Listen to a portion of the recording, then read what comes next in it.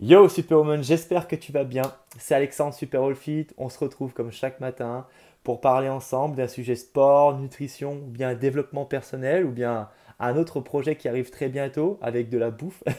Je pense que ça va te faire plaisir. Et dans cette vidéo, on va essayer de voir ensemble c'est quoi le déficit calorique. Justement, j'ai parlé d'une des choses les plus importantes pour réussir la perte de poids. Le déficit calorique en fait partie et je le mets au top numéro un.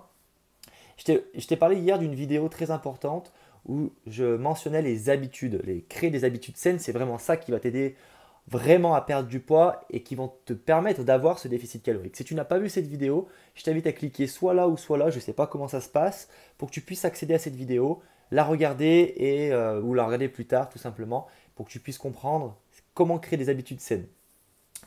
Le déficit calorique, qu'est-ce que c'est? Eh bien, imaginons en quelque sorte que tu manges 1500 calories et que tu dépenses 2000 calories. Eh bien, tu vas créer en quelque sorte un déficit de 500 calories. 500 calories, ça représente quoi? La semaine, ça représente 3500 calories de déficit, ce qui représente environ 0,40 kg par semaine. Donc ça représenterait environ 1,5 kg, 2 kg grand max par mois de perdu sur la balance. Donc encore une fois, c'est la masse corporelle totale, pas forcément le gras. C'est la peau, les muscles, l'eau, etc. Encore une fois, j'ai fait une vidéo sur la balance. Je t'invite à cliquer soit là pour la regarder. Je vous fais une vidéo par jour. C'est vrai que le contenu s'enchaîne. Mais moi, je prends beaucoup de plaisir à vous partager tout ça, les filles.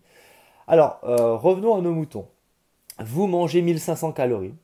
Vous en éliminez 200, enfin, vous en perdez 2000 par jour. Attention, pas d'amalgame, hein. Vous ne perdez pas 2000 calories en faisant du sport. Là, je vais être très clair, vous allez comprendre pourquoi après, donc restez bien jusqu'à la fin de la vidéo. Donc vous mangez 1500 et vous éliminez par jour avec votre corps 2000. Donc vous avez un déficit de 500, 3500 par semaine et ça fait 0,4 kg environ par semaine. Il faut savoir que votre corps va dépenser de l'énergie dans la journée selon quatre facteurs. Le premier, on a les exercices non liés à l'exercice. Euh, les activités non liées à l'exercice, pardon. NEAT, Non-Exercise Thermogenesis. Je pense que vous l'avez souvent entendu ça. Le NEAT, il faut augmenter ton NEAT. Alors ça représente 20% des dépenses totales de l'organisme, ce qui n'est pas rien, c'est beaucoup. Et c'est ce qui va être la marche, c'est ce qui va être se garer un peu plus loin quand tu vas aller faire les courses. Ça va être tout simplement de faire enfin, de sortir dehors avec une amie, voilà, de discuter, rester debout. Voilà, c'est ça en fait, une c'est actif, se brosser les dents. Tout ça dépense de l'énergie. Ensuite, tu as les activités liées à l'exercice physique, donc on appelle ça EAT aussi, donc c'est ton sport, hein. C'est le fait de faire consciemment ton activité physique. Donc ta Zumba, ton body attack, ton cours de renforcement musculaire, lorsque tu travailles tes muscles, peu importe en fait, c'est quand tu fais du vélo, quand tu fais de la danse, tout ça, ça va être les activités physiques. Tu vas avoir également ton métabolisme de base. Alors ça, c'est un truc de ouf. Même là, les écouteurs, ils partent en cacahuète. Le métabolisme de base, c'est un truc de fou. Ça représente environ 60% de tes dépenses journalières. Et c'est quoi en fait le métabolisme de base? Eh bien, c'est ce qui nous permet de nous maintenir en vie. Imagine, durant la journée, tu te mets dans ton lit, du matin au soir, tu bouges pas. Tu restes dans ton lit. Eh bien, ton corps va devoir avoir besoin d'énergie pour faire battre ton cœur, pour respirer, pour bouger les yeux, pour parler. Tout ça, en fait, ça consomme de l'énergie et les fonctions vitales de ton corps pour les assurer, la température, tout ça, la circulation sanguine, respiratoire.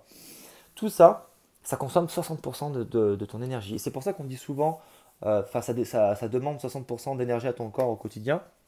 C'est pour ça qu'on entend très souvent, ah, fais du sport, la musculation, ça augmente le métabolisme de base.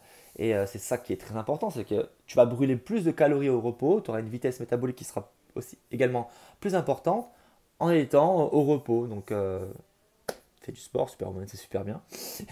Et de la musculation ou du travail avec intermittence. Interval training, on en parlera sûrement dans une autre vidéo au niveau du cardio. Et la dernière chose, le quatrième facteur, bien sûr, c'est l'effet thermique des aliments qui représente quant à lui environ 10%.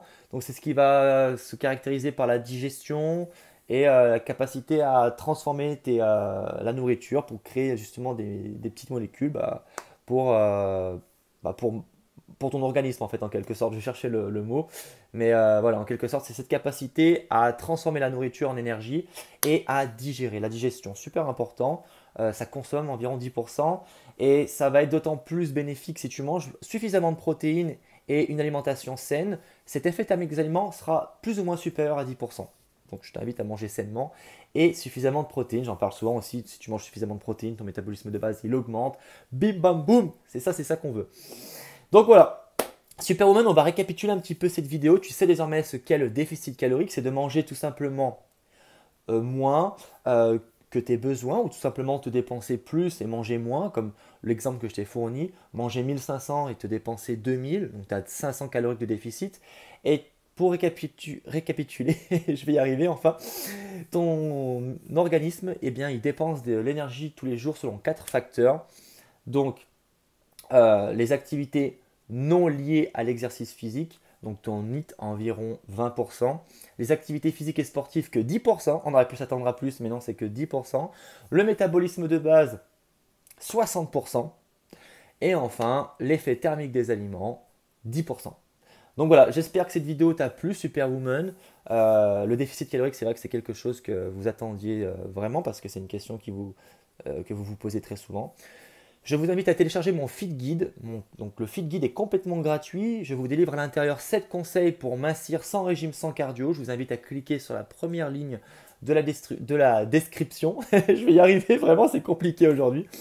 Moi je vous fais des bisous, je vous dis à demain 8h ou 9h. C'est vrai que souvent je vous dis que je mets les vidéos à 8h mais je suis encore en train de dormir. Donc on va dire 8h ou 9h pour une nouvelle vidéo. Donc à demain, soyez bien présentes, likez, partagez la vidéo, c'est très important. Let's go! Libérez la bête!